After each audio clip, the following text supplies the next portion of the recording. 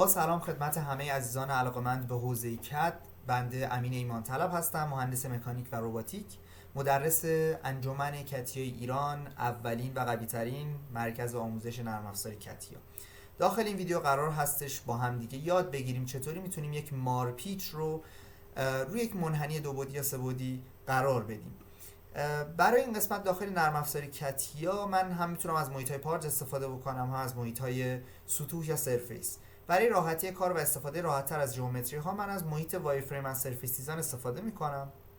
وارد این محیط میشم. تو مرحله اول ما باید یک اسپلاین سه بعدی حالا یا دو بعدی بسازیم.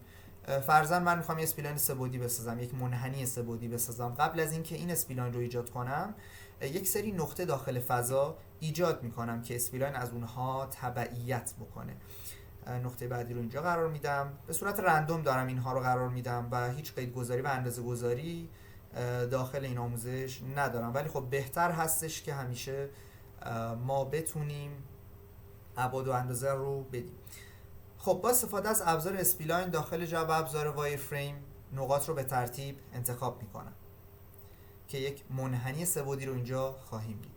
بعد از این مرحله باید یک صفحه بسازم روی این اسپلاین. کافیه ابزار پلین رو بزنیم، روی اون منحنی کلیک بکنیم و نقطه ابتدای انتها رو انتخاب میکنم. با اون صفحه وارد اسکچ خواهم شد و یک لاین میکشم. همینطور که خدمتتون گفتم من ابعاد و اندازه اینجا نمیدم، فقط ابتدای این خط رو کوینسیدنس میکنیم با نقطه شروع کرومون به این صورت. در مرحله بعدی میایم از ابزار سویپ استفاده میکنیم داخل جعبه ابزار سرفیسز که باش آشنایی دارید. ابزار بسیار پرکاربرد هستش. ابزار سویپ رو میزنم روی تایپ ویت ریفرنس سرفیس هستش. پروفایل یا مقطعی که وجود دارم این خط هستش و کروی که وجود داره به این صورت هست. میبینید که نتیجه گرافیکی به این صورت هست. در قسمت بعدی برای اینکه بتونم مارپیچ رو ایجاد بکنم از یک سویپ مجددا استفاده خواهم کرد. دوباره ابزار سویپ رو میزنم. توی قسمت پروفایل همچنان این خط رو انتخاب میکنم و قسمت گاید کرو این اسپلاین رو انتخاب میکنم. داخل قسمت سرفیس من روی این سویپ قبلیمون کلیک میکنم که بتونه از این سطح پیروی بکنه. قسمتی وجود داره به نام لا یا قوانینی که میتونیم تعیین بکنیم، قوانین ریاضی که اون منحنیمون ازش تبعیت بکنه. برای این قسمت من زاویه مقطع میخوام تغییر بکنه و این تغییر دوست دارم به صورت لینیر باشه، خطی باشه. ما میتونیم به صورت غیر خطی هم این تغییرات رو انجام بدیم. فرض کنید که من استارت ولی رو از 0 درجه 0 دیگری شروع میکنم تا به عنوان مثال 8000 درجه و این چرخش داره اتفاق میفته به صورت خطی. بچه ها قرار اتفاق بیفته. خوب دقت بکنید، این خط نشون دهنده این هستش که مقدار و پارامتر به صورت خطی با هم دیگه تغییر میکنن. کلوز رو میزنم و پریویو رو اینجا کلیک میکنم که شما نتیجه گرافیکی رو بتونید ببینید. این مارپیچی است که به وجود اومده.